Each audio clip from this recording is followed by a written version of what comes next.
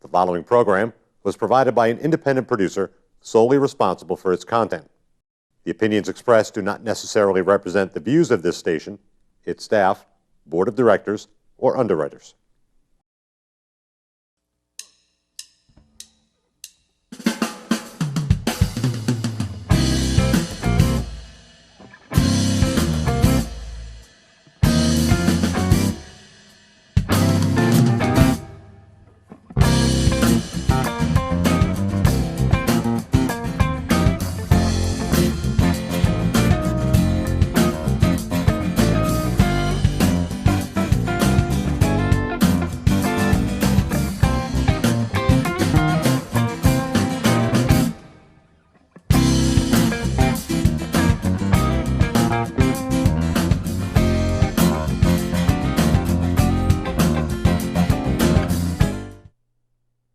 Welcome to Gate City Chronicles. I'm Kevin Avard, your host.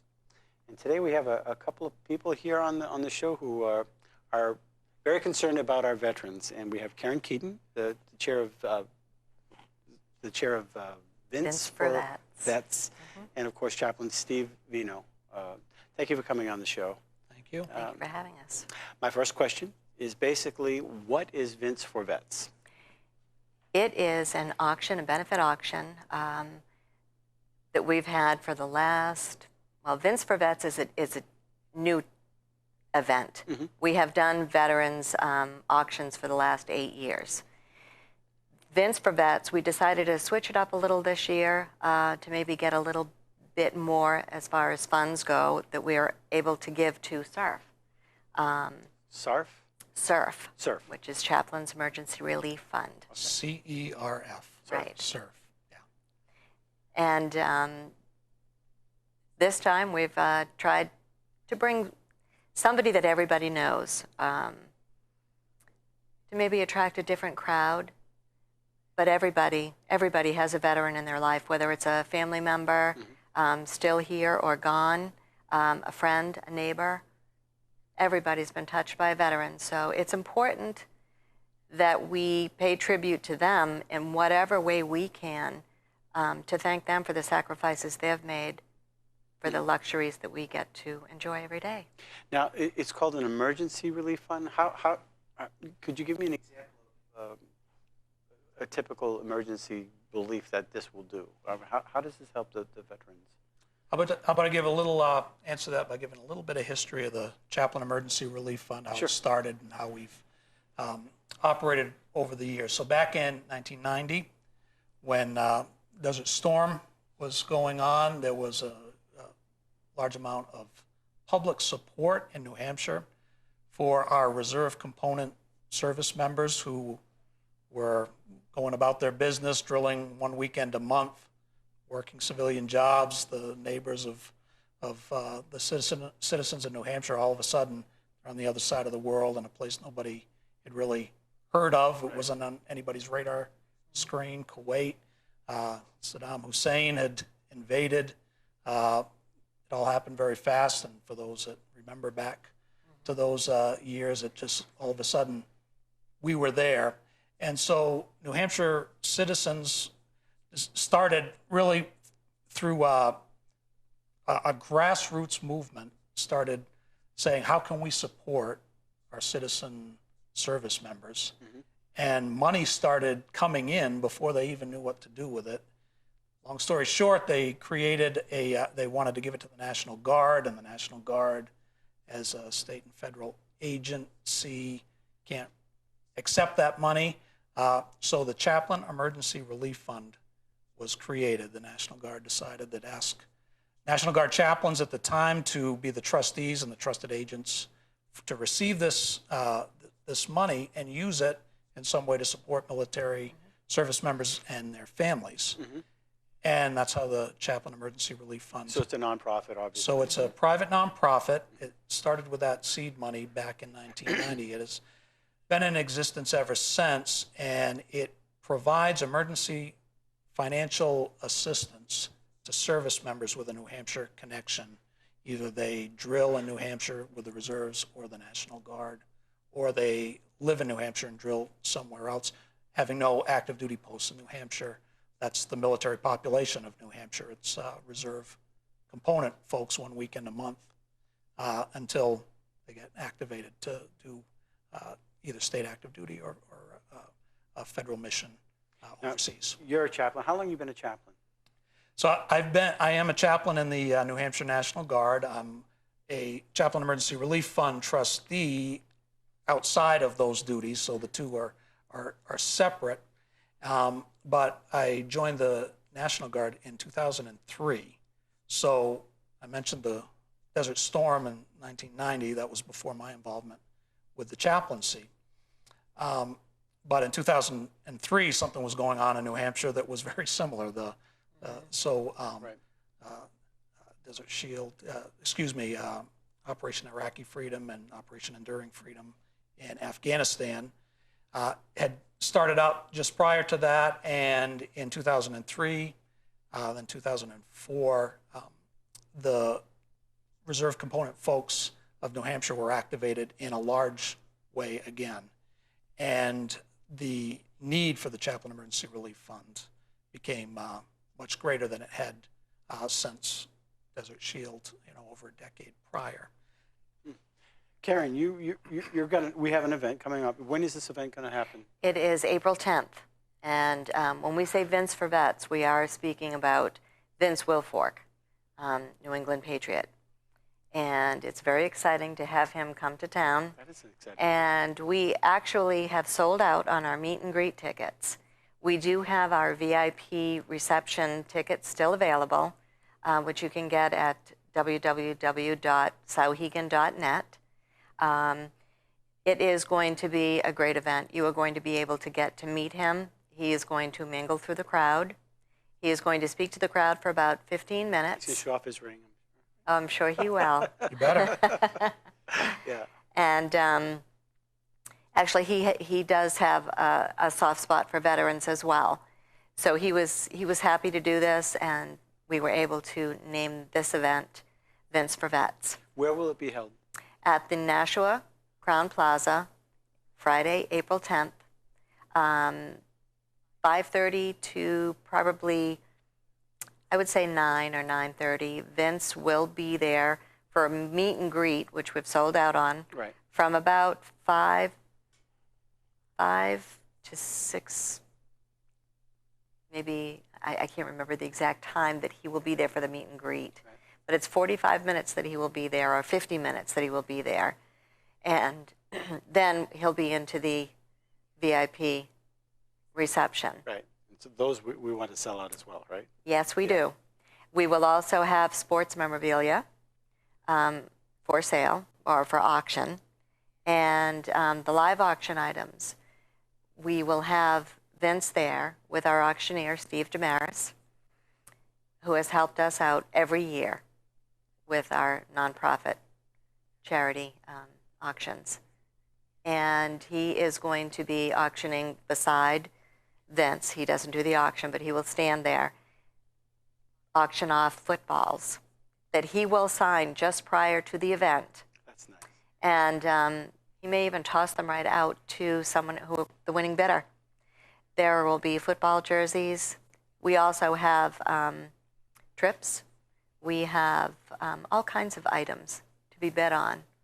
Are you planning a sold-out event? Is that what we're hoping for anyway? We are hoping for a sold-out event. We are already beyond halfway to sold out. And generally, it's the last couple of weeks that people just really hit the website looking to buy the tickets. And those who don't want to miss out on this opportunity, because this is Vince's first trip to New Hampshire for an event. So he's excited to be coming up here as well. Can you tell me how the emergency fund helps the vets directly? They actually, Steve can probably address this a little bit better, but all the funds given to, this is why we really like this organization. All the funds that we donate to SERF, or the Chaplain's Emergency Relief Fund, go directly to military personnel, their families, veterans. So, but Steve, you can Sure. let them know. Happy to talk about it. we become aware of folks with needs, military families, military members with needs, through a variety of sources. A number of support people in New Hampshire that take care of our military members. There's family support people in the New Hampshire National Guard. There's a wonderful program called Care Coordination through a company called ProForce. Another great group are the Easter SEALs, Military and Veterans Services. Just a number of folks that come to us and say the car's broken down, or they're having trouble making rent, or whatever it might be. It's got to be an unexpected medical bill, that kind of thing. Some sort of basic necessity that they're having trouble for whatever reason meeting that month, and we write a check to that to the creditor, to the landlord, to whoever, give them the check, and they pay that bill. No questions asked. I was just watching 2020. I was telling you this off air, where a gentleman came back from deployment, and he was in his apartment, and things just weren't working out for him. And he, within a very short period of time, became homeless. He couldn't pay the rent. He couldn't get acclimated into back into society. And as he was being interviewed, the tears start running down his face because he had lost some friends over, and that cripples you inside. And there has to be this deprogramming from what happened over there to get back into civilian life over here. That's not easy from a number of accounts. And so, it really comes to heart when you see that.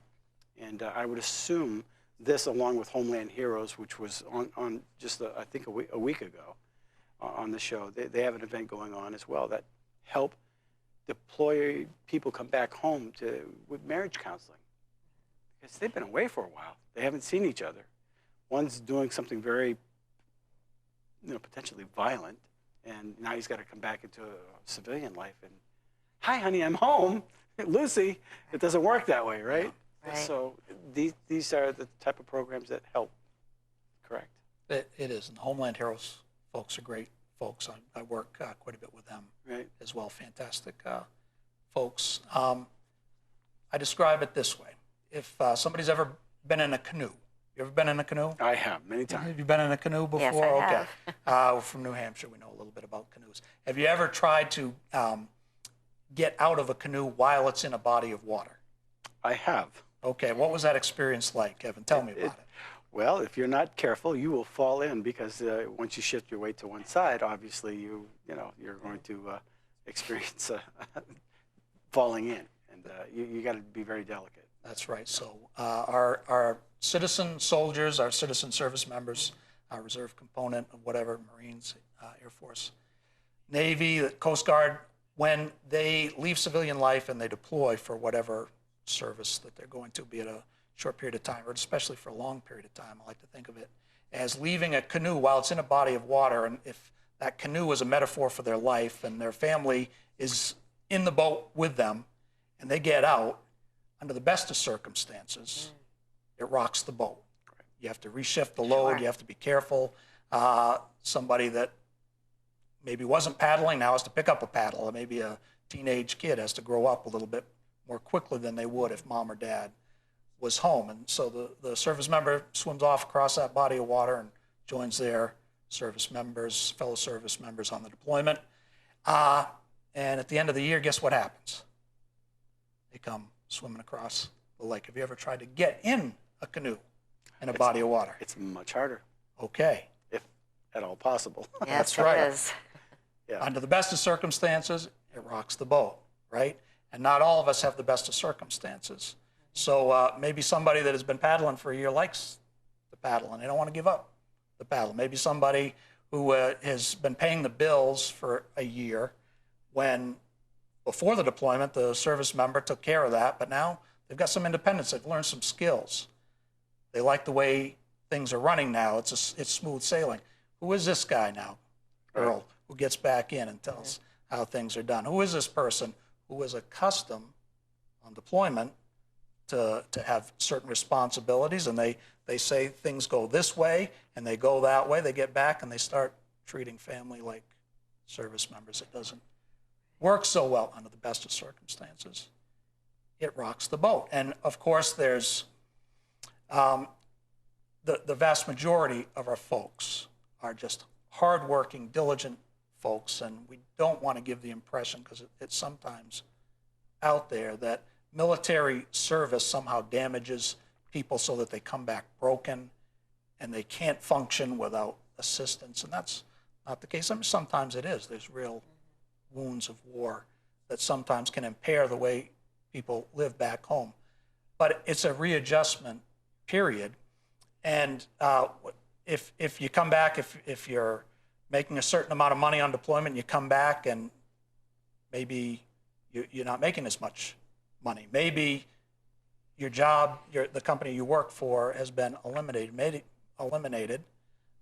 and you have nothing to come back to. Maybe you were self-employed and your customer base has dried up over a year. Any number of scenarios that can exist. Chaplain Emergency Relief Fund and other organizations are out there to try to help, just give a little jump start to help, resettle that that load in the canoe as you get back. Because I'm not a financial consultant. My wife pays the bills at home. When I deployed, it was that part of the boat didn't rock. She had it, right? I'm not a financial person, but I really have learned a little bit about finances over my years of working with the relief fund. And they say that, yes, you should have, let's say 6 months of income saved up in case of emergencies, sure. All that. Doesn't always happen. Doesn't always happen. But the financial experts will say you could just have a few hundred saved up when the car, or you need the gas money, you or need the food, the furnace, right. Or whatever. If you're living paycheck to paycheck, that is going to keep you from having the domino effect of all these things going wrong. Who comes along and joins in supporting you? You can't do it all. There is a whole lot of folks, both who work for the National Guard and for the Reserve folks, that work full-time and provide a wide variety of assistance. I have good friends and co-workers in the National Guard, the family program, service member family services, a wide variety of services. We've got community partners that do some great things. Easter Seals has been doing great work for years, helping us out. The VAs, the Veterans Administration, the vet centers, which are associated with them. Just a lot of good folks, our Homeland Heroes folks, right out there. A lot of good folks that are doing good things. I'm working with some folks now that are creating a network of faith-based organizations, Uphold Network. Pastor Dave Denis up in Concord is putting that together. So just all kinds of folks that go on and on. Soldiers, helpers, peace greeters, all kinds of folks out there. Yeah. Now, Karen, you, as president or chairwoman, you must have needs for volunteers. We do. We actually have a committee. So we do have volunteers from the chamber. We're all volunteers. We go out and we solicit different businesses to sponsor or to donate items, gift certificates, anything like that. So it's a process. And it's been difficult over the years trying to get sponsors. We can get sponsors, but they're basically smaller sponsors. It's a smaller area. You want to drop a few names? I would love to drop a few names. Yep. We have some very good sponsors this year, and that's bringing Vince Wilfork into play here has helped us. So we will be able to raise more funds. We have our major sponsors, Auto Fair Volkswagen. We have Geico, Greg. Yeah, Geico too. That's Gerard Agency. Staples and... I'm sorry, I missed that last one. It's Geico, Greg Gerard Agency. Greg Gerard Agency, okay. And Staples, as well as Frank FM Radio. They have all stepped up to the plate to help us raise more funds. It's an expensive event, so we have a lot of overhead that we have to cover. So having big major sponsors like this helps us so that we can raise more funds to help those that you need to help. Now, the event is going to be at the Crown Plaza. On April 10th, Yeah. Did they kind of help out a little bit with getting this all organized? the Crown Plaza, Yeah. we do have somebody that we have been working with over there who is helping us set the room up, logistics, and Yeah. they're very helpful. I do have to say they've been very helpful. Right. Well, a lot of So- events seem to happen at the Crown Plaza. They do. Everybody likes They it. do. They do a good job. Yeah. Well, wonderful. So you're looking for volunteers all the time. Yes. What type of volunteers how would you place them? What kind of roles? Well, we have people who actually, as I said, go out and solicit items, and those really all of our volunteers, and this is through the Chamber of Commerce in Sauhegan Valley. We then ask our board members also to volunteer by whether it be selling tickets, selling raffle tickets, which we do have a nice raffle prize this year, and it is a beautiful kayak. Yes, rocking the boat. There you go. Perfect. Perfect. It's a beautiful kayak. It's about, the value is just about $800 value, and we're selling raffle tickets $10 a piece or 3 for $25, and we are selling them at the office as well as the board members selling them. This is where more volunteers come into play by going out and doing these other little jobs, as well as people who can run our auction tracker software, check people in. We have volunteers that are going to be organizing all of the meet and greet, because there's 20 people at a time that will go in to talk quickly. I mean, it's briefly, have their picture taken with Vince. They will receive a token bag with trinkets Sure. in it. Yeah, everybody likes And that. actually, there's also a signed an autographed photo of Vince Wilfork in that bag as well. So we have people who have to keep those people all staged, because all of those tickets are time-stamped. You will see Vince from this time to this time. So we have to keep all of them Right. in check as far as where they need to be. Will there be food at this event? There will be food at this event. At the VIP reception there will be, not the meet and greet, but the VIP there will be food. There is a cash bar. There lots of things to bid on. It's a fun event. You can mingle. You can. Will Access Nashville be there by any chance to film the event? We hope so. That would be kind of cool. We are Pull working any on strings? that. Yeah. Yes. Yeah. Yeah. Would Well, appreciate that. I know some people. That's You good. did. That would be kind of cool, just so that you can have it in memorial, time in memorial, Sure, whatever. sure. Do you have a Facebook page? We do have a Facebook page, Sauhegan Valley Chamber of Commerce. And Like it? Like Like it. it? Please like it. Yeah.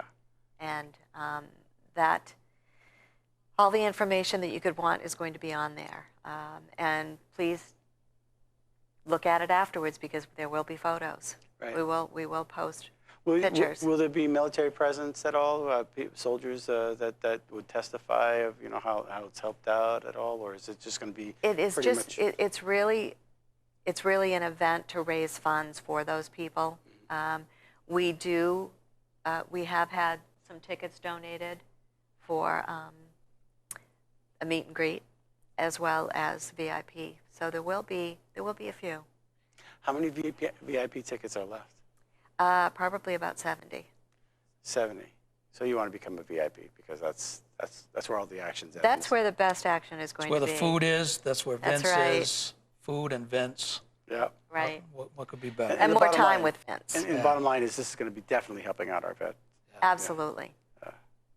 Now,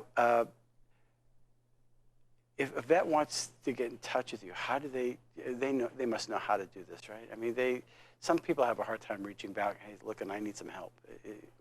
What do they have to do? So we have a Facebook page as well, Surf NH, CERF NH on Facebook, and we work with folks that still have a military connection. So reservists, National Guard, and through their family readiness folks, they all know how to get in touch with us. Right. and can certainly go on Surf NH and reach us that way as well. Any closing thoughts you want our listeners to, our viewers to know? I would like to see most of them, I would like to see all of our tickets sold. Mm-hmm. And it's a good thing for our veterans. Thank a veteran by showing up and supporting the event.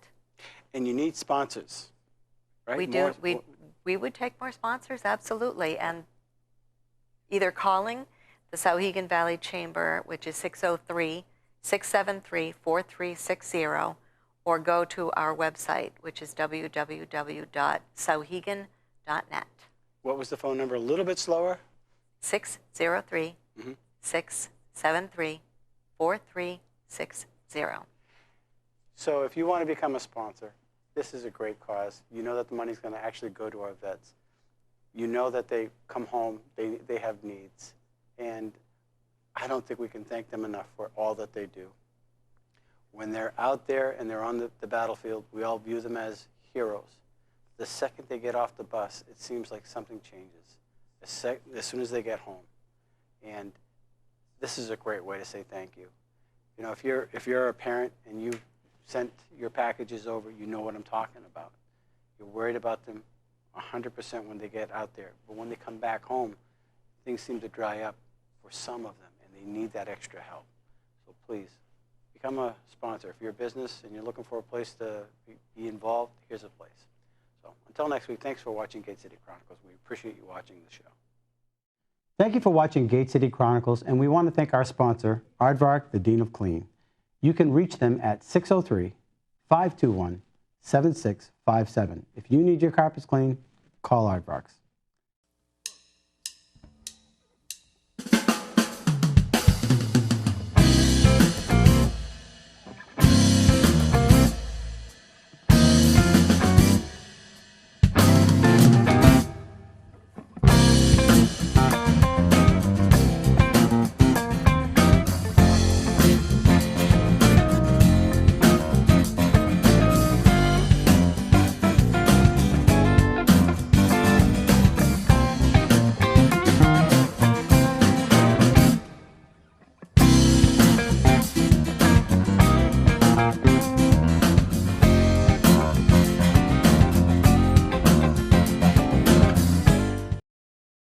The preceding program was provided by an independent producer solely responsible for its content.